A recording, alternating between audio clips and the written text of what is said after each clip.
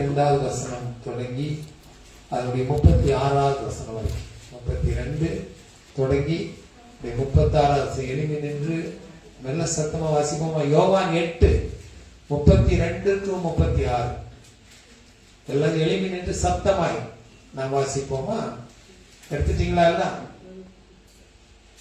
ஆமென். யோவான் 8ஆம் அதிகாரம் 32 முதல் 36வது வசனம் வரைக்கும் நாம் சேர்ந்து வாசித்து இந்த வசனங்களின் மூலமான கர்த்தருடைய வார்த்தையை கற்றுக்கொள்ள கர்த்தர் நமக்கு கிருபை செய்வாராக. சத்தியத்தையும் அறிவீர்கள், சத்தியம் உங்களை விடுதலையாக்குகிறார். அவர்கள் அவர் பிரயோஜனமாக நாங்கள் ஆபிரகாமின் சந்ததியாக இருக்கிறோம், நாங்கள் ஒரு காலம் ஒருவனுக்கு அடிமையாக இருக்கவில்லை, விடுதலை ஆவீர்கள் என்று நீர் எப்படி சொல்கிறீர்கள் என்றார்கள். பாவம் செய்கிறவன் எவனும் பாவத்துக்கு அடிமையாக இருக்கிறான் என்று மெய்யாகவே சொல்கிறேன். அடிமையான என்றென்னைக்கு வீடு நிலைத்திருக்கிறார், குமாரன் என்றென்னைக்கு நிலைத்திருக்கிறார். ஆகிய குமாரன் உங்களை விடுதலையாக்குகிறார், மெய்யாகவே விடுதலையாவீர்கள். ஆமென். சொல்லமா கையிலே. ஆமென். அன்பின் பரலோக பிதாவே, காண்பித்திருக்கிற கொடுத்திருக்கிற நல்ல வசனங்களுக்காக ஸ்தோத்திரம். இவற்றை தியானித்து என்னுடைய ரகசியங்களை அறிந்து கொண்ட கர்த்தாவே, இந்த கால்வழியில் எங்களுக்கு கிருபை தார். Thine is your kingdom, Lord. Thine is your glory. Thine is your mighty power. Lord Jesus, we praise and pray in the name of Jesus. இயேசுவின் நாமத்திற்கு மகிமை செலுத்தி ஜெபிக்கிறோம். ஜெபகேளு பரலோக பிதாவே. ஆமென். ஹல்லேலூயா. அருமையான நம்பிக்கையின் வாசல் கிறிஸ்டியன் அசெம்பிளி தேவ சபையின் அருமையான தேவ பிள்ளைகளே, உடைய வார்த்தையை பேஸ்புக் ஆன்லைன் மூலமாக கேட்டுக்கொண்டிருக்க தேவ பிள்ளைகளே, உங்கள் அனைவருக்கும் என்னுடைய அன்பின் வாழ்த்துக்களை நான் தெரிவித்துக் கொள்கிறேன். கர்த்தர் இந்த 3வது வாரத்தையும் நமக்கு கொடுத்தபடினால இந்த லீவு நாட்கள் முடிந்து இந்த நாளிலும் கர்த்தரை துதிக்கும்படி கிருபை கொடுத்தபடினால கர்த்தருக்கு நன்றி செலுத்துவோம், ஸ்தோத்திரங்களை ஏறெடுப்போம். அல்லேலூயா. தேவனுடைய வார்த்தை சொல்கிறபடி இன்றைக்கு சத்தியத்தை அறிவீர்கள், சத்தியம் வழிபடுதா.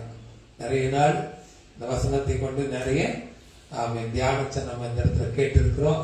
நீங்களும் பல காரியங்களை இதன் மூலமா அறிந்து கொண்டிருப்பீர்கள் என்று நான் நம்புகிறேன். நன்றி செலுத்துகிறேன். அதனுடைய 36வது வசனம் சொல்லுது, குமாரன் உங்களை விடுதலையாக்கினால் நீங்கள் விடுதலையாக்கப்படுவீர்கள். குமாரன் உங்களை விடுதலையாக்கினால் மெய்யாகவே விடுதலையாக்கப்படுவீர்கள். இல்லையா? அப்படின்னா யார் நம்மளை விடுதலையாக்க கூடும் அப்படின்னு யோசிக்கும் போது, தேவன் தம்முடைய ஒரே பேரான குமாரன் நமக்காக இந்த உலகத்துக்குள் தந்திருந்தபடினால அந்த குமாரனாய் இயேசு கிறிஸ்துவின் மூலம் மாத்திரமே நாம் என்ன செய்ய முடியும்? விடுதலைகளை பெற்றுக்கொள்ள முடியுமே தவிர வேற எந்த ஒரு விதத்திலும் தானம் தர்மம் செய்யறதுலையோ, உத்தமமாய் நடக்கிறதுனாலயோ, பக்தியா இருப்பதனாலேயோ, ஆலயங்களுக்கு தவறாமல் செல்கிறபடினாலோ விடுதலையாக்கப்படவே முடியாது. குமாரன் நமக்கு ஒரு விடுதலையை கொடுத்தால் அந்த விடுதலையை நிச்சயமாக நம்மால் அதை சுதந்திரித்துக் கொள்ள முடியும் என்று ஆண்டவராய் இயேசு கிறிஸ்து நம்முடைய வார்த்தை மூலமாக இன்றைக்கு நமக்கு கற்றுக் கொடுக்கிறார். இல்லையா? இந்த விடுதலைக்கு நிறைய காரியங்களுக்கு, பாவத்திலிருந்து விடுதலை, சாபத்திலிருந்து விடுதலை, நம்முடைய பழக்க வழக்கங்களிலிருந்து விடுதலை, தேவன் விரும்புகிற காரியம் நாம் செய்யும்படி விடுதலை, பிசாசின் கரங்களிலிருந்து விடுதலை, இப்படி ஏகப்பட்ட காரியங்கள். கலாத்தியர்ல போனீங்கன்னா அங்க நிறைய விடுதலையை பற்றி ஆண்டவர் சொல்லுகிறார். நீ குமாரனா இருக்கிற வரைக்கும் என்ன செய்வார்? நீ விடுதலையாக்கப்படல. நீ வளர்ந்து தேவனுடைய வார்த்தையை பெற்றுக் கொள்ளும் போது என்ன செய்வார்? வசனம் உன்னை விடுதலை ஆக்கும் என்று சொல்லி தேவனுடைய வார்த்தை நமக்கு. இன்னைக்கு ஒரு சம்பவம் மூலமாக நம்ம ஒரு சின்ன தியானத்தை செய்ய கர்த்தர் நமக்கு உதவி செய்யட்டும். எப்படி ஒரு விடுதலை, எப்படி தேவன் நம்மை விரும்புகிறார், எப்படி தேவனுடைய சமூகத்தில் நாம் வைக்க ஆண்டவர் விரும்புகிறார், தேவன் விரும்புகிறார் என்பதை தியானித்து அதன் மூலமாக செயல்பட கர்த்தர் நமக்கு கிருபை செய்யும்படியாக இந்த காரியத்தை நம்ம தியானிக்க இருக்கிறோம். இதுக்கு ஆதாரமாக 1 சாமுவேல் 18ஆம் அதிகாரத்துல ஒரு சில வசனங்களை நாம் எடுத்துக்கொள்வோம். 1 சாமுவேல் 18ஆம் அதிகாரம் அதனுடைய 3வது வசனத்தை நாம் வாசிக்க கேட்போம். யோனத்தான் தாவீதை தன் ஆத்துமாவை போல சிநேகித்தான். அவனும் இவனும் உடன்படிக்கை செய்து கொண்டார்கள். அடுத்த வசனம் 4. போர்த்து கொண்டிருந்த சால்வையை கழற்றி அதையும் தன் வஸ்திரத்தையும் தன் பட்டயத்தையும் தன் வில்லையும் தாவீதுக்கு கொடுத்தான். அல்லேலூயா. என்ன சொல்றது பாத்தீங்கன்னா, சவுலுடைய மகன் யோனத்தான் ஒரு இளவரசன், அடுத்து ராஜாவாக வரக்கூடிய எல்லா தகுதியும் உள்ள ஒரு அருமையான தேவனுடைய மனிதன் யோனத்தான் இல்லையா. சவுல் ஒருவேளை தேவனால் அபிஷேகம் பட்டப்பட்டிருந்தாலும் தேவனுடைய வார்த்தைக்கு கீழ்ப்படியாம போனபடினால சவுலுடைய காரியங்கள் நம்ம அறிந்திருக்கிறோம். ஆனால் சவுலுடைய மகனாகி யோனத்தான் அப்படி இல்லை, ஒரு உண்மையுத்தமான ஒரு தேவ மனிதனாய் இருந்தான் என்பது வேத சான்றுகள் மூலமா நம்ம கற்றுக்கொள்ள முடியும். ஆனா இன்றைக்கு பாருங்க, சவுலை உலகத்துக்கு ஆதாரமாகவும் யோனத்தானை குமாரனாகி இயேசுவுக்கு ஆதாரமாகவும் தாவீதை உலக மக்களாகிய நமக்கு ஆதாரமாகவும் இந்த வசனங்களை வைத்து தியானிக்க கர்த்தர் சற்று நேரம் நமக்கு கிருபை கொடுப்பாரா. யோனத்தான் பாருங்க, தாவீது எங்கேயோ ஆடு மேய்ச்சிட்டு இருந்தான், எண்ணப்படாதவன். அப்படி தகப்பன் தாய் கூட என்ன பண்ணாங்க, இவன் ஒண்ணுக்கும் லாயக்கு இல்லை, என் பிள்ளைகள்லாம் நல்ல பலசாலியா இருக்காங்க, நல்ல திடசாலிகளா இருக்கிறாங்க, யுத்த வீரர்களா இருக்கிறாங்க, ஆனா இவனை ஒன்றுக்கும் உதவாத ஒரு சிறு பையனை போல இருக்காங்க, இவனை வைத்து நான் என்ன செய்யட்டும் அப்படி என்ன செய்யறான், இருக்கிற கொஞ்சம் ஆடுகளை மேய்க்கும்படி தாவீதை ஆடு மேய்க்கும்படியாக வனாந்தரத்துக்குள்ள அனுப்பி விடுகிறதை நான் பார்க்கிறேன். ஒரு வீட்டுக்கு வருவானா இருக்கலாம், ஆடுகளை மேய்த்து கொண்டு மாலை நேரத்தில் வீட்டுக்கு வருவான், மறுபடி ஆடு மேய்க்கப்போம். சாமுவேல் ஆண்டவர் சொல்றாரு, நான் சவுலை ராஜாவாக வைப்பதற்கு மனஸ்தாபப்படுகிறேன், இன்னொருவனை தெரிந்து கொண்டு இவன் தைல குப்பியை நிரப்பி கொண்டு அந்த ஈசாயின் இடத்திற்கு போ, நாங்க காண்பிக்கிறவனை நீ அபிஷேகம் பண்ணு என்று சொல்லி சாமுவேலுக்கு தேவன் சொல்லுகிறார். சாமுவேலும் இந்த தைல குப்பியை நிரப்பிட்டு ஈசாயின் வீட்டுக்கு வருகிறார். அங்க உள்ள மூத்த மகனை பார்க்கிறாரு, 2வது மகனை பார்க்கிறாரு, 3வது மகனை பார்க்கிறாரு. எல்லாரையும் 6 பேரை பார்த்துட்டாரு இல்லையா. 6 பேரை பார்த்துட்டு என்ன சொல்றாரு, இவங்கெல்லாம் இல்ல, இன்னும் உனக்கு ஒரு குமாரன் இருக்கக்கூடுமே, அவன் எங்க? தேவன் சொல்லுகிறார், இன்னும் ஒரு குமாரன் உனக்கு உண்டு, இந்த குமாரன் எங்கே என்று கேட்கும் போது அவன் இங்க இல்ல, ஆடுகளை மேய்ச்சிட்டு இருக்கிறான். ஆனா சாமுவேல் சொன்ன காரியம் என்ன, நான் பலி செலுத்த வந்திருக்கிறேன், ஈசாயின் பிள்ளைகளை பரிசுத்தப்படுத்தி என்கிட்ட கொண்டு வாங்க, பலி செலுத்துவதற்கு அவளோடு சேர்ந்து நான் பலி செலுத்த விரும்புகிறேன் என்று சொல்லும் போது ஈசாயை தன்னுடைய மகனாகிய தாவீதை அந்த பலி செலுத்துவது கூட தகுதி இல்லாதவனாக தள்ளிவிடப்பட்ட ஒரு தாவீது. அல்லேலூயா. இன்னைக்கு நாமும் நெகிழப்பட்டதும் கைவிடப்பட்டதும் ஒருவரும் கடந்து வரக்கூடாததுமாகிய நம்முடைய வாழ்க்கை. அல்லேலூயா. இருக்கிறோமா? இருக்கிறீங்களா? நம்முடைய வாழ்க்கை எப்படி இருக்குது? தாவீதை போல அப்பா அம்மா கூட என்ன செய்யறாங்க, நமக்கு சப்போர்ட் இல்ல, உலக மனிதர்கள் சப்போர்ட் இல்ல, குடும்பத்தார் சப்போர்ட் இல்ல, ஒருவரும் சப்போர்ட் இல்லை, யாருக்குமே வேண்டாத ஒரு பாத்திரமாக ஒரு உருவமாக நம்மை பார்க்கக்கூடிய ஒரு சூழ்நிலையில தான் இன்னைக்கு உலகம் நம்மை பார்க்குது. உலகம் நம்மை அப்படிதான் வச்சிருக்கு. ஆனால் நம்மை படைத்த தேவன் நம்முடைய குமாரன் மூலமாக நமக்கு விடுதலை கொடுக்கும்படி அவர் செய்தார். அவர் சித்தம் கொண்டிருக்கிற கைகளை உயர்த்தி ஒரு அல்லேலூயா சத்தமா சொல்லுவாங்க. அல்லேலூயா. நம்ம என்ன சித்தம் பண்ணிட்டார்.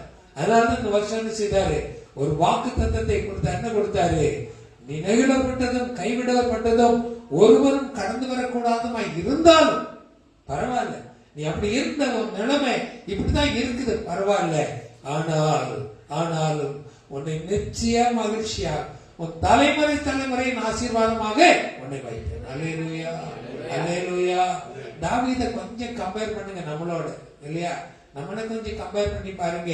நீ ஒதுக்கப்பட்டு தள்ளப்பட்டு எல்லாரும் அடிக்கப்பட்டு எல்லா சூழ்நிலையும் நமக்கு பாதகமான ஒரு காரிய சூழ்நிலையில நம்ம தள்ளிவிடப்பட்டு இருந்தாலும் நம்மை உண்டாக்கினவர், நம்மை சிருஷ்டித்தவர், நம்மோடு இருக்கிறவர், நம்முடைய தாயின் வயிற்றிலிருந்து நம்மை பிரித்து எடுத்தவர், இந்த உலகத்தில் ஒரு வாழ்க்கையை நமக்கு கொடுத்தவர் நம்மோடு இருக்கிறார். அல்லேலூயா. கரங்களை உயர்த்தி அல்லேலூயா. ஆமென். அவர் நம்மை விட்டு விலகுவதும் இல்லை, நம்மை கைவிடுவதும் இல்லைன்னு சொல்லி வாக்கு பண்ணியிருக்கார். அல்லேலூயா. தாவீதை போல இந்த கால்வன் நம்மை நினைச்சு கொள்ளுங்க இல்லையா? தள்ளப்பட்ட கல், ஒண்ணுக்கு உதவாதவரை பரவாயில்ல, எனக்கு யார் வேணும்? கர்த்தர் என்னை உயர்த்துவார், கர்த்தர் என்னோடு இருக்கிறார், அவர் என்னை தள்ளல, அவர் என்னை உதறி போகல இல்லையா? தாய் தன் கற்பத்தின் பிள்ளைக்கு இறங்காமல் போனாலும் கர்த்தர் செய்வார், நம்மை கைவிட மாட்டார். மலைகளே விலகி போனாலும், பர்வதங்களே நிலைபெயர்ந்து போனாலும் கர்த்தர் நம்மை கைவிட மாட்டார். அல்லேலூயா. திடமான ஒரு நம்பிக்கை, ஒரு பக்தி நமக்குள்ள இருக்கணும். தாவீதை போல நம்ம இந்த நாளில மாறி இருக்கிறோம். அல்லேலூயா. பாருங்க, இப்போ தாவீது ஒரு சின்ன காரியம் பெரிய காரியம் பண்ணாரு. கோலியாத்தை அடிச்சு வீழ்த்திட்டு வந்துட்டாரு இல்லையா? ஆட்டு மந்தையில இருந்தவன் அப்பா அனுப்புனாரு, முகாந்திரம் இல்லையான்னு சொல்லி போனா ஒரு பெரிய கோலியாத்தை அடிச்சுட்டு வந்துட்டான். இப்போ தாவீதுடைய நிலைமை எங்க போயிடுச்சு? எங்கேயோ போயிடுச்சு. சொல்லுங்களேன், என் நிலைமை எங்க போயிடுச்சு? எங்கேயோ போயிடுச்சு. சொல்லுங்களேன், கைய வச்சு. என் நிலைமை இப்ப எங்க இருக்கு? எங்கேயோ போயிடுச்சுங்க. யோவான் 3:15 ஒரு நாள் மறக்க கூடாது. வாசிச்சிருக்கல 3:15 ஸ்ட்ராங்கா நம்முடைய இருதயத்துல பதிச்சிடணும். தேவன் என்னை அப்படித்தான் பார்க்கிறார், தேவன் அப்படித்தான் என்னை உயர்த்த விரும்புகிற. வாசிச்சிருங்க. தன்னை விசுவாசிக்கிற வேணும், கெட்டு போக கூடாது, உயர்த்தப்பட வேண்டும். அல்லேலூயா. விசுவாசிக்கிறவன் எந்த சூழ்நிலையில எங்க தள்ளப்பட்டு எப்படி கடந்தாலும் நினைச்சேனும் உயர்த்தப்பட வேண்டும். உயர்த்தப்படும் நாள் உண்டாகும். அல்லேலூயா. அது ஒரு நாள் நம்ம விட்டு கடந்து போயிடாது, அது நிச்சயமாகவே நடக்கும். அல்லேலூயா. இப்ப பாருங்க, வந்துட்ட உடனே யாரோ ஒருத்தர் தெரியல, இவன் ஒண்ணுக்கு உதவாத பையன் தெரியல, இப்போ யார வந்துட்டாரு? பெரிய ஹீரோவா வந்துட்டார் இல்லையா? இயேசு நமக்குள்ள இருந்தா நம்ம எப்படி இருப்போமா? ஹீரோவா இருப்போமா? இயேசு நமக்குள்ள இல்லைன்னா நம்ம எப்படி இருப்போம்? ஜீரோவா இருப்போம். அல்லேலூயா.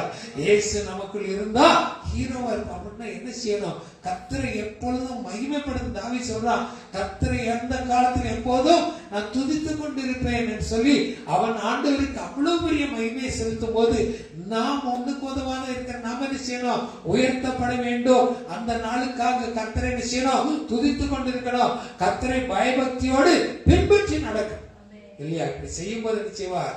கர்த்தர் கண்டிப்பாக நிச்சயமாக அவருடைய நாளில நம்மை உயர்ந்த ஒரு இடத்துல கொண்டு போய் வைப்பார். கைகளை உயர்த்தி அல்லேலூயா சொல்ல. அல்லேலூயா. இப்ப பாருங்க, சவுல் பார்த்தா யாருன்னு சொன்ன தாவீதை பார்த்துட்டாங்க, இன்ட்ரோடக்ஷன் ஆயிடுச்சு. இப்ப சவுலுடைய மகன் இளவரசன், அவன் தான் நெக்ஸ்ட் ராஜா. நல்ல மனசுல வச்சிருங்க, அவன் தான் சவுலுக்கு அடுத்து ராஜாவின் ஸ்தானத்துல இருக்கக்கூடியவன் இல்லையா? இப்ப தாவீது புதுசா வந்து சேருகிறான். யோனத்தான் பார்க்கிறான், இந்த சின்ன பையன் நல்லா இருக்கானே, பரவாயில்லையே, இவ்வளவு பெரிய வீரனா இருக்கானே, எனக்கு இணையா இருக்கிறானே, என்னை போல இருக்கிறானே அப்படின்னு சொல்லி என்ன செய்யறான்? அவனை சிநேகிக்க ஆரம்பிக்கிறான். அல்லேலூயா. இல்லையான்னு ஆண்டவர் சொல்றாருல. இயேசு என்ன செய்றாரு? இயேசு என்ன செய்றாரு? நீங்க என்னால சிருஷ்டிக்கப்பட்டபடினால, என் ரூபமாய் சிருஷ்டிக்கப்பட்டபடினால, ஒன்றியவான் ஒரு நல்ல வசனம் இருக்கு இல்லையா? நாம் அவன் இருக்கிற வண்ணமாகவே அவரை தரிசிக்கிறபடியினால், இல்ல அப்படின்னா அவரை போல சிருஷ்டிக்கப்பட்ட நம்ம என்ன செய்றோம்? அவரால் நேசிக்கப்படுகிற தேவ பிள்ளைகளாக இருக்கு. ஒரு ஆமென் சொல்ல மாட்டீங்களே? அவரை போல சிருஷ்டிக்கப்பட்டு அவரை போல நம்ம இருக்கிறபடினால் அவர் என்ன செய்றார்? நம்மை நேசிக்கிறவர்களாக இருக்கிறார். அல்லேலூயா. யோனத்தான் எப்படி தாவீதை நேசித்தானோ அது போல இன்னைக்கு இயேசு நம்மளை அதிகமாய் நேசிக்கிறார். எத்தனை பேர் விசுவாசிக்கிறீங்க? எத்தனை பேர் சந்தோஷமா இருக்கீங்க? ஆமென். மனசுல வச்சுக்கோ, இது ஒரு நாளும் மறக்க கூடாது. தள்ளப்பட்ட தாவீது, நேசிக்கப்பட்ட பிறகு உனக்கு உபத்திரவம், துன்பம், துயரம், கஷ்டம் எல்லாம் வந்துட்டு தான் இருந்தா, ஆனா அந்த நேசம் செய்யல, ஒரு நாளும் மாறல. அந்த இருதயத்துக்கு ஆழமா இருந்த காரியங்கள் அது அவனுக்குள்ள செயல்பட்டதை தவிர அது ஒரு நாள் அழிந்து போகவில்லை. அல்லேலூயா. இப்போ நேசிக்க ஆரம்பிக்கிறதுனால என்ன செய்யறாங்க? ஒரு உடன்படிக்கை செய்யறாங்க. நான் நீ, நீதான் நான் தான் நீ சொல்லி என்ன செய்றாங்க? ஒரு உடன்படிக்கை செய்றாங்க இல்லையா? இப்போ ஏசப்பாவை நாம் அறிந்து கொண்ட உடனே நம்ம என்ன செய்தோம்? இயேசுவோடு ஒரு உடன்படிக்கை செய்தோம். என்ன உடன்படிக்கை செய்தோம்? அவரால நம்ம ஒரு ஞான ஸ்நானத்தை பெற்று அவரோட செய்தோம், உடன்படிக்கை ஏற்படுத்தி கொண்டு இனி வாழ்ந்தது நான் அல்ல, எனக்குள்ள இருக்கிற இயேசு கிறிஸ்துவே என்னை நடத்துகிறார். துன்பம் வந்தாலும் சோதரிப்பேன், இன்பம் வந்தாலும் சோதரிப்பேன், ஜெபம் பண்ணாலும் சோதரிப்பேன், ஜெபம் பண்ணலனாலும் சோதரிப்பேன், பைபிள் வாசித்தாலும் சோதரிப்பேன், பைபிள் வாசிக்கனாலும் சோதரிப்பேன், ஜெபம் கேட்டாலும் சோதரிப்பேன், ஜெபம் கேட்கப்படாட்டி சோதரிப்பேன், துன்பம் வந்தாலும் சோதரிப்பேன், இன்பம் வந்தாலும் சோதரிப்பேன், எது வந்தா எப்பாவுக்கு எப்பவும் இப்படி ஒரு முடிவு தான் செய்யறோம். தேவனோடு நாம் செய்யப்படுகிற ஒரு உடன்படிக்கை. அல்லேலூயா. தேவன் நம்மை சிருஷ்டித்தவர், நம்மை உண்டாக்குனவர், ஒரு நாள் நம்மை கைவிடுகிற தேவன் அல்ல. நம்ம அளவச்சு வேடிக்கை பார்க்கிற தேவனும் அவர் அல்ல. அவருடைய மகிமையை நம்ம மேல பிரகாசிக்கும்படி அவருடைய கண்களை நம்ம மேல பதித்திருக்கிற தேவனாய் அவர் இருக்கிறார். அல்லேலூயா. அவரை போல என்ன செய்யறோம்? ஒரு ஞான ஸ்நானத்துல அவரோடு ஒரு உடன்படிக்கையை நம்ம ஏற்படுத்தி கொண்டு அவருடைய பிள்ளைகளாக மாத்திரமல்ல, யோவான் 15 நீங்க படிச்சீங்கன்னு சொல்றாரு, இனி நான் உங்களை ஊழியக்காரரை சொல்ல மாட்டேன், நான் உங்களை சிநேகிதர்கள் என்று சொல்றேன். அல்லேலூயா. இந்த உடன்படிக்கையின் அர்த்தம் என்ன? நம்ம இதுவரைக்கும் வேலைக்காரன், இதுவரைக்கும் ஊழியக்காரன், ஆனா இப்ப என்ன செய்யறார்? இப்ப நம்ம சுதந்திரவாளி நண்பர்களாக என்ன செய்யறார்? நம்மை மாற்றி விடுகிறார். அல்லேலூயா. சொல்ல மாட்டீங்களே ஒரு அல்லேலூயா. இல்லையா? நாங்க இயேசுவுக்கு நண்பர்கள். ஏசப்பா நமக்கு யாரு? நமக்கு சிறந்த ஒரு நண்பர். யாரு? ஏசப்பா. ஏன்னா நண்பர்கிட்ட தான் என்ன செய்வோம்? எல்லாத்தையும் ஷேர் பண்ணுவோம். குடும்பத்துல முடியாத ஒரு காரியத்தை எங்க போய் ஷேர் பண்ணுவோம்? நமக்கு ஒரு உயிர் நண்பர் இருந்தா என்ன செய்வோம்? அவங்ககிட்ட ஷேர் பண்றதுனால ஏசப்பா இப்பொழுது நமக்கு யாரா இருக்கிறார்? ஒரு நல்ல நண்பன். இப்ப நண்பனா மாறின உடனே அடுத்த வசனம் என்ன சொல்றது பாருங்க. யோனத்தான் தன்னுடைய ஷால்வையை கழட்டி, அல்லேலூயா, ஷால்வையை கழட்டி என்ன செய்தான்? தாவீதுக்கு கொடுத்து. ஷால்வையை கட்டி எங்க கொடுத்துட்டான்? தாவீதுக்கு கொடுத்தான். ஐயப்பா, நான் உன்னை நேசிக்கிறபடினால, உனக்கு மிகுந்த நேசம் மேல நான் வச்சிருக்கபடினால என் ஷால்வையை கழட்டி கொடுக்கிறேன். அப்படின்னா ஷால்வை என்றால் என்ன அப்படின்னு பாத்தீங்கன்னா, இது வந்து அதிகாரம். அல்லேலூயா. ஒரு பெரிய அதிகாரம், ஒரு அந்தஸ்து. அந்த கழட்டி என்ன செய்யறா? இனி யோனத்தான் ஆகிய நான் அல்ல, நான் ராஜாவ அல்ல, நீதான் இந்த இடத்துக்கு தகுதி உள்ளவன் என்று சொல்லி நினைச்சாரு. அந்த ஷால்வையை கழட்டி அப்படி யோனத்தான் ஷால்வையை கட்டி ஆவிட்ட போட்டாரு, தாவீதுக்கு கொடுத்துட்டார். அல்லேலூயா. இன்னைக்கு அந்த ஷால்வை தான் நினைச்சாரு தேவன் நீதியின் ஷால்வையாக, பரிசுத்தாவின் ஷால்வையாக நம்ம மேல அமர்ந்திருக்கிறார். அல்லேலூயா. அல்லேலூயா. மறக்க கூடாது ஒரு நாளும். இல்லன்னா அந்நிய பாஷையை பேசலையே, அப்ப பரிசுத்தாவியான என்கிட்ட இல்லையே. அப்படி இல்லை. நீ என்றைக்கு ஆண்டவர் விசுவாசிக்கிறியோ, என்றைக்கு வேத வசனத்தை ஏற்றுக்கொண்டுகிறியோ, என்றைக்கு குமாரனுடைய ஆவி உனக்குள்ள இருக்குதோ, அன்றைக்கு பரிசுத்தாவியானவர் உனக்குள்ள வந்து விட்டார். அல்லேலூயா. உனக்காக ஒரு தேவதூதனை நியமித்து விட்டார். அல்லேலூயா.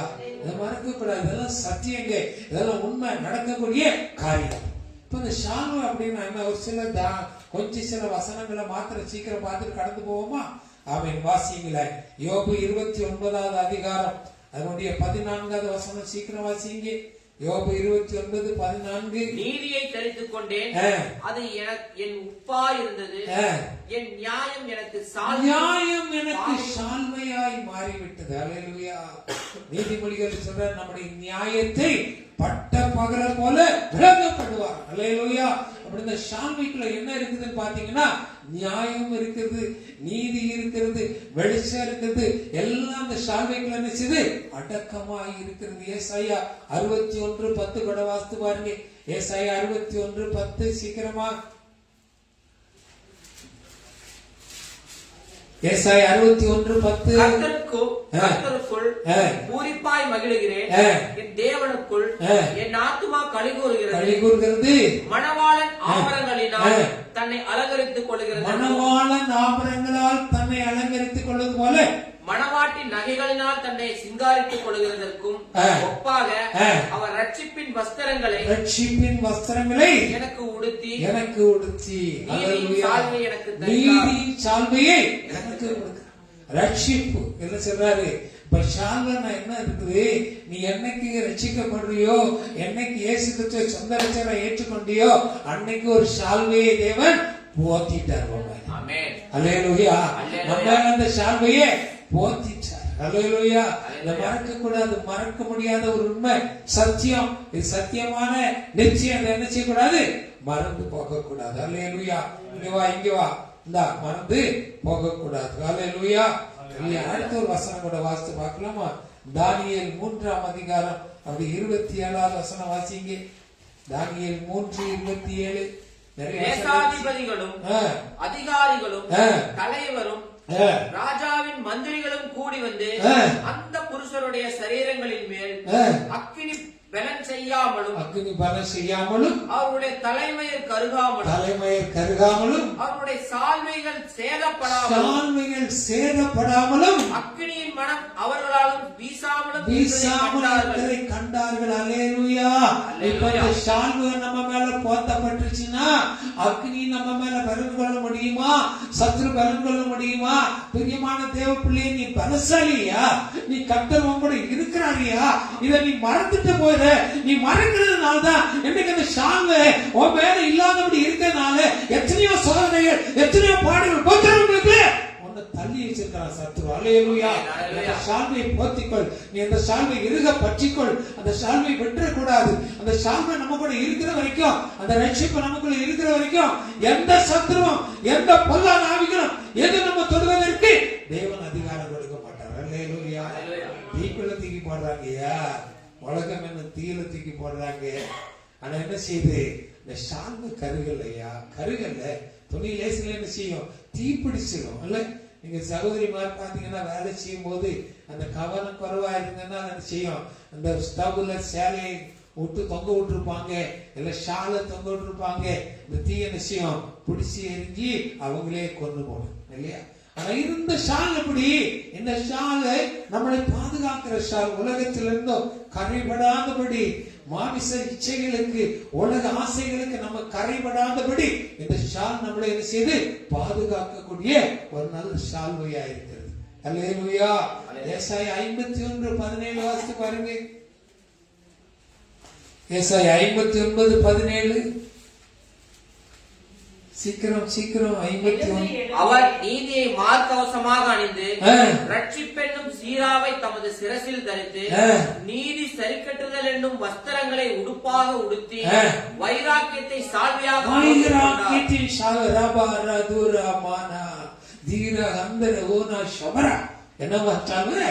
வைராக்கியம்.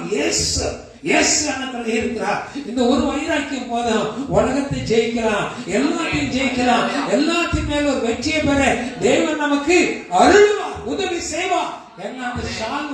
வைராக்கியம். அல்லேலூயா. வைராக்கியமா இருக்கணும்.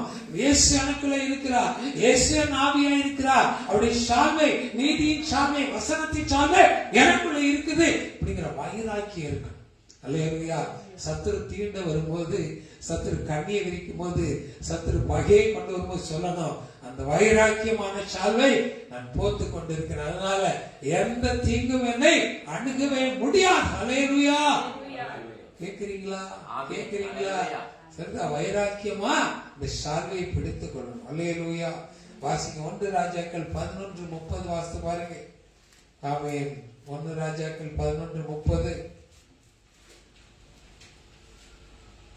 அகியா தான் போர்த்து கொண்டிருந்த புது சால்வையை பிடித்து அதை 12 துண்டாக கிழித்து 12 துண்டுகளாக கிழித்து யெரொபெயாமை நோக்கி 10 துண்டுகளை நீ எடுத்துக்கோ. இஸ்ரவேலின் தேவனாகிய கர்த்தர் சொல்லுகிறது என்னவென்றால், இதோ நான் ராஜ்யபாரத்தை சாலமோனுடைய கையிலிருந்து எடுத்து கிழித்து உனக்கு 10 கோத்திரங்களை உனக்கு அடையாளம் என்ன செய்றாரு? இந்த சால்வை என்னவா இருக்குதா? ராஜரீகமான அடையாளமா இருக்குது. அதை அடிச்சா கிழிச்சு 12 பீஸா கோத்திரங்களுக்கு அடையாளப்படுத்தி என்ன செய்றாரு? 10 கோத்திரத்தை எடுத்து அவங்க கையில கொடுக்கிறார். அல்லேலூயா. இது வாசிங்க இன்னொரு வசனம் கூட. 1 ராஜாக்கள் 19:19. எல்லாருக்கும் தெரிஞ்ச வசனம். 1 ராஜாக்கள் 19:19 வாசிங்க சீக்கிரம். அப்படியே அவன் அவிடம் விட்டு புறப்பட்டு போய் 12 ஏர் பூட்டி உழுத சாப்பாத்தின் குமாரனாகிய எலிசாவை கண்டான். அவன் 12ஆம் ஏரை ஓட்டிக் கொண்டிருந்தான். எலியா அவன் இருக்கும் இடம் மட்டும் போய் அவன் மேல் தன் சால்வையை போட்டான். அவ்வளவுதான் என்ன நினைச்சது, உலகத்துல பெரிய ஐஸ்வர்யம் என்னது, 12 ஏர்களை பூட்டி உழக்கூடிய பெரிய பலசாலி தான் எலிசா. அந்த கிராமத்திலேயே நல்ல ஒரு பணக்காரனா ஒரு செல்வந்தனா இருந்த எலிசா இப்ப என்ன செய்யுது, அந்த ஷால்வையை தூக்கி போட்டவன் நினைச்சா அவன் அந்த ஏறு மாடுகள் எல்லாம் உடைச்சி அந்த மாடுகளை பறி செலுத்தி அதை குக் பண்ணி கிராமத்து மக்களுக்கு எல்லாம் சாப்பாடு கொடுத்து யாருக்கு நாள போறாரு, இயேசுவின் பின்னே போக துணிந்தே, இயேசுவின் பின்னே போக துணிந்தே, இயேசுவின் பின்னே போக துணிந்தே, பின்னோக்கே நான் பின்னோக்கே நான் பின்னோக்கே நான் பின்னோக்கே நான். இல்லையா, இந்த சாந்த தேவன் என்றைக்கு ரட்சிப்பை கொடுத்தாரோ அன்னைக்கு உலகம் எனக்கு பாங்க. இல்லையா, தேவன் எனக்கு சிநேகிதர், ஆவியானவர் எனக்கு துணை. உலகத்து ஆசைகள் உலகத்து இச்சைகள் அல்ல, மாம்ச கிரிகள் அல்ல, தேவனுக்கு பிரியமானதை செய்யும்படி நான் அவரை பின்தொடர்வேன். அல்லேலூயா, நான் அவரை பின்தொடர்வேன். அவர் எனக்கு கொடுத்த பாதையில, அவர் என்னை அழைச்ச அழைப்பில நான் நிலைத்திருந்து அவருக்கு நான் பின் செல்வேன். அல்லேலூயா. இன்னொரு வசனம் கூட வாசிக்கலாமா? 2 ராஜாக்கள் 2ஆம் அதிகாரம் 8வது வசனம் வாசிங்க. 2 ராஜாக்கள் 2:8. அப்பொழுது எலியா தன் சால்வையை எடுத்து முறுக்கி தண்ணீரை அடித்தான். இரு பக்கமாய் பிளந்து இருவரும் உலர்ந்த தலைவலியாக யோர்தானை கடந்து. அல்லேலூயா. அதுக்கு வல்லமை இருக்குங்க, ரட்சிப்புக்கு என்ன இருக்கு, ரட்சிக்கப்பட்ட ஜனமே உனக்கு ஒப்பானவன் யார். அல்லேலூயா, அல்லேலூயா, அல்லேலூயா. நீங்க கர்த்தருடைய வார்த்தைகளை படிக்கும்போது சொன்னார், தேவன் நம்மோடு இருக்கிறார் என்பதை கண்டு என்ன செய்வாங்க, மற்றவர்கள் பயப்படுவாங்க. இல்லையா, நல்ல ஒரு ஒரு சாட்சி பிரின்ஸ் வந்து சொல்றது இல்லையா. இந்த கிறிஸ்துமஸ் அன்னைக்கு சர்ச்சில் கேக் கொடுத்தாங்களாம், சின்ன சின்ன கேக்ஸ். இப்போ அவங்க பசங்க ஆளுக்கு 5-6 கேக்கை தூக்கிட்டு வந்து சொன்னாங்களா, அப்பா இது நம்ம சாப்பிடக்கூடாது, இது ஏழை எளியோருக்கு நம்ம கொடுப்போம், சர்ச்சில் நமக்கு தானே கொடுத்தாங்க, நம்மளும் ஏழை எளியோருக்கு கொடுப்போம்னு சொல்லி அப்படியே நடந்து வந்தாங்களாம். அந்த தூய்மை பணியாளர்கள் கூட்டிட்டு இருந்தாங்களாம்.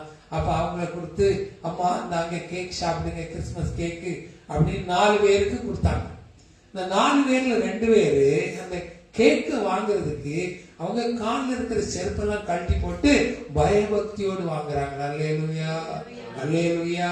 உங்ககிட்ட இருக்கிற ரட்சிப்பு மற்றவங்களை பயப்படுத்தும், இல்ல பாவத்தை பயப்படுத்தும், சாபத்தை பயப்படுத்தும், உலகத்தை பயப்படுத்தும். அப்படிப்பட்ட ஒரு பெரிய ரட்சிப்பின் சால்வை தான் கர்த்தர் நமக்கு என்ன செய்றார், கொடுத்திருக்க விளக்கம். அல்லேலூயா. கர்த்தரிடத்துல வல்லமையா மகிமையா விசுவாசத்தோடு நம்ம செயல்படும் போது நமக்குள்ள இருக்கிற இந்த வல்லமையின் சால்வை அந்த யோர்தானை பிளந்தது போல என்னைக்கு பிளக்க முடியாத காரியம், எதிர்க்க முடியாத காரியம், தகர்க்க முடியாத காரியம், நடைபெற முடியாத காரியங்களுக்குள்ள அது செயல்படும்படி கர்த்தர் நமக்கு உதவி செய்வார். அல்லேலூயா. இல்லையா, இன்னொரு வசனம் கூட வாசிங்களேன். அதே 2 ராஜாக்கள் 2ஆம் அதிகாரம் 14வது வசனம். எலியாவின் மேலிருந்து கீழே விழுந்த சால்வை எலியாவின் தேவனாகிய கர்த்தர் எங்கே என்று சொல்லி எலிசா. ஒரு சின்ன எக்ஸாம்பிள் பாருங்களேன். எலியா தேவனால் அபிஷேகம் பண்ணப்பட்ட மனுஷன், ரைட், நம்ம ஒத்துக்கிறோம். எப்பவுமே ஊழியக்காரங்க ஜெபம் பண்றாங்க, விடுதலை உண்டா, ரைட், ஒத்துக்கிறோம். எலிசா யாரு, ஏர் ஊட்டிட்டு இருந்த விவசாயி, இவனுக்கு மேல சால்வை போட்டாங்க. இப்ப இவன் என்ன செய்யறான், எலிசா மேல இருந்து விழுந்த சால்வை எடுத்துட்டு இவன் என்ன போறான், யோர்தானை கடந்து போகணுமே, இப்ப என்ன செய்வது என்று சொல்லி அந்த சால்வையை பிடிச்சு அடிச்சான். எலியாவின் தேவன் எங்கே என்று சொல்லி இந்த சால்வை அடிக்கும் போது தண்ணீர் அடிச்சது வழி கொடுக்குதுங்க. வழி இல்லையா உன் வாழ்க்கையில, உன் வேலையில வழி இல்லையா, உன் பிசினஸ்ல வழி இல்லையா, உன் வயசுல கஷ்டத்துல வழி இல்லையா, எதுல வழி இல்ல, உனக்கு கொடுத்த ரட்சிப்பு அந்த வைராக்கியத்துல நீ நினைச்சிருந்து அதை பிடிச்சு பொறுக்கி அடிச்சீன்னா அது உனக்கு வழி கொடுக்கும், அது உனக்கு வழி திறக்கும். எங்க இருந்து எனக்கு தெரியாது, ஆனா பரலோகத்தின் பாதை, பரலோகத்தின் வழி நம்ம தெரியாத பாதையே அந்த பாதை திறந்து நமக்கு கொடுக்கும். அல்லேலூயா. விசுவாசத்தோடு நம்பிக்கையோடு நம்ம செயல்படும்போது கர்த்தர் என்ன செய்வார், நமக்காக பெரிய காரியங்களை அவர் செய்வார். ஏன்னா அவருடைய சொர்பம், அவருடைய ரூபம், அவருடைய பிள்ளை, அவருடைய சார்பையை நமக்கு கொடுத்திருக்கிறபடியால் அந்த வல்லமையை நாங்க இருக்கிறோம், அவர் மூலமா தெரிந்து கொண்டிருக்கிறோம். அந்த சாமியின் வல்லமை எங்களுக்கு வெளியே புறப்படும். அல்லேலூயா, அல்லேலூயா. விசுவாசிக்கிறீங்களா, நம்புறீங்களா? எங்க வித்தியாசமான வாழ்க்கை செய்வீங்களா? இன்னிலிருந்து ஒரு வித்தியாசமான வாழ்க்கை செய்வீங்களா? சத்துருடைய சால்வை உங்க மேல இருக்குது, அதை உணர்ந்து செயல்படுங்க. சத்துருக்கு இடம் கொடுக்காதீங்க. இந்த சாமியின் வைராக்கியத்தை எப்படி செயல்படுங்க. கர்த்தர் உங்களுக்காக யுத்தம் செய்வார், சத்துருக்களை நிர்மூலமாக்கி போடுவார். அல்லேலூயா, ஆமென். எசேக்கியேல் 16ஆம் அதிகாரம் 10வது வசனம் வாசிங்க.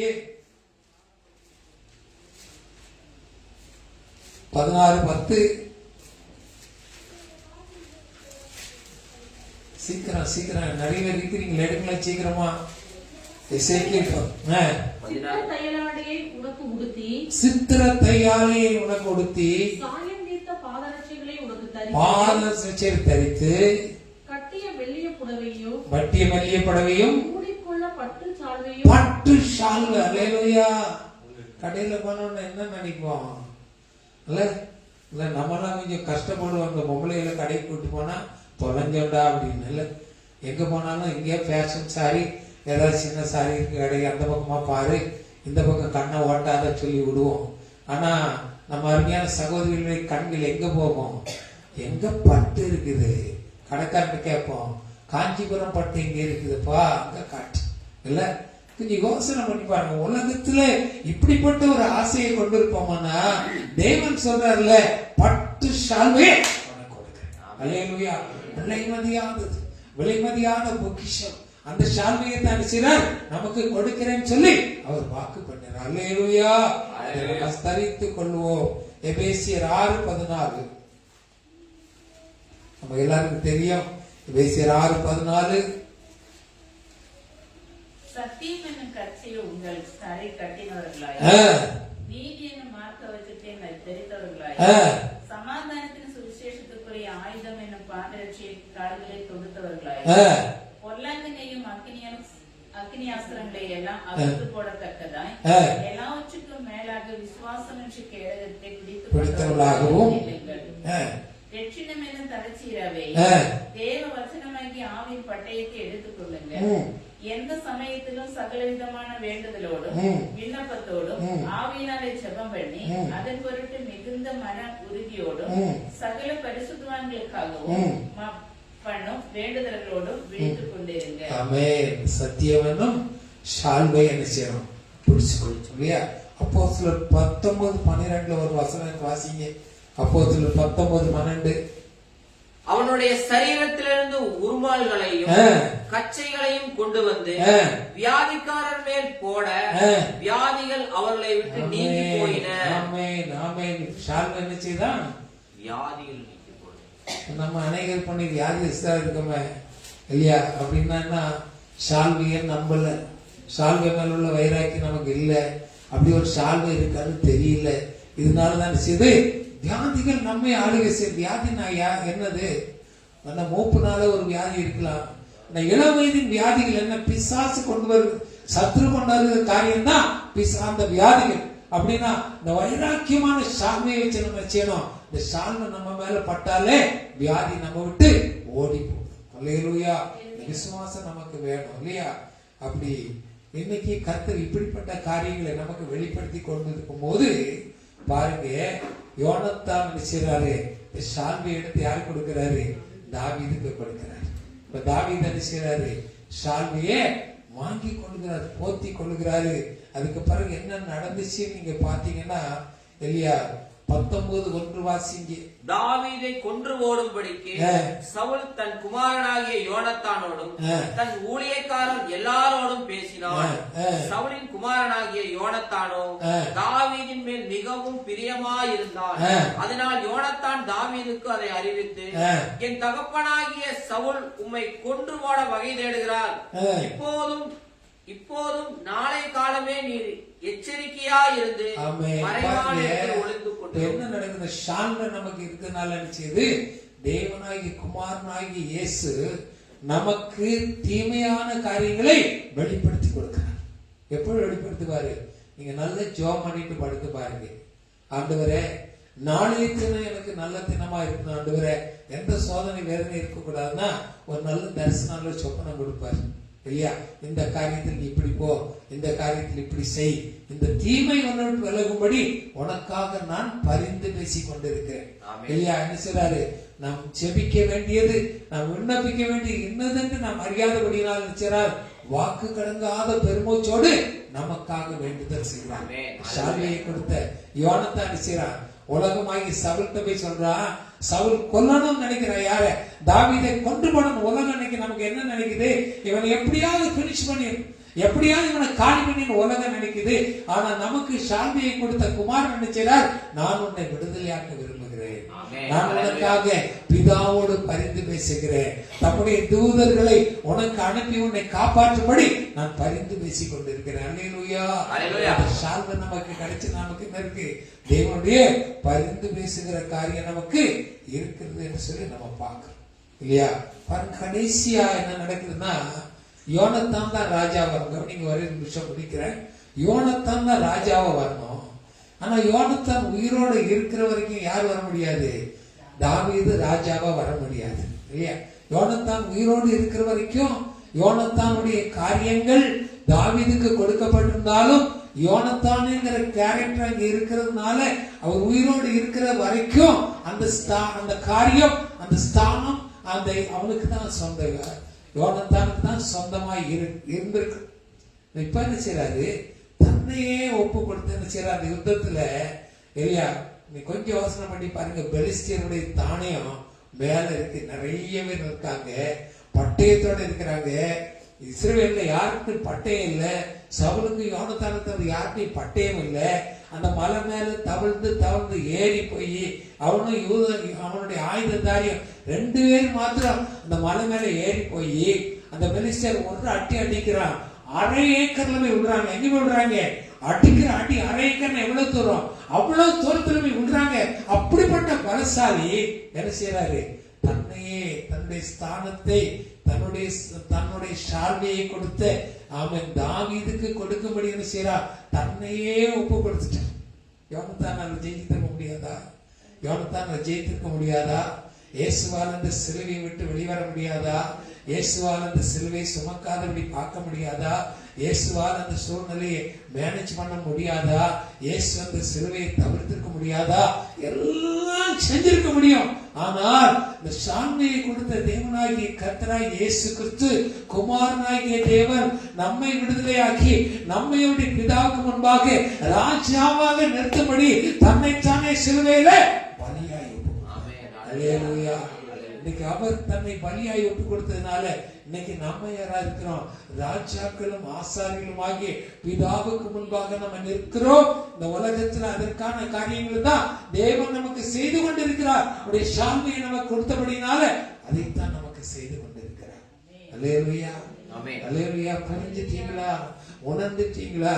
இப்ப நமக்கு கொடுக்கப்பட்ட ஷால் என்னது? அது விடுதலை, அது ரட்சிப்பு, அது மீட்பு, அது கேடகம், அது வைராக்கியம் நிறைந்த ஷால்வை.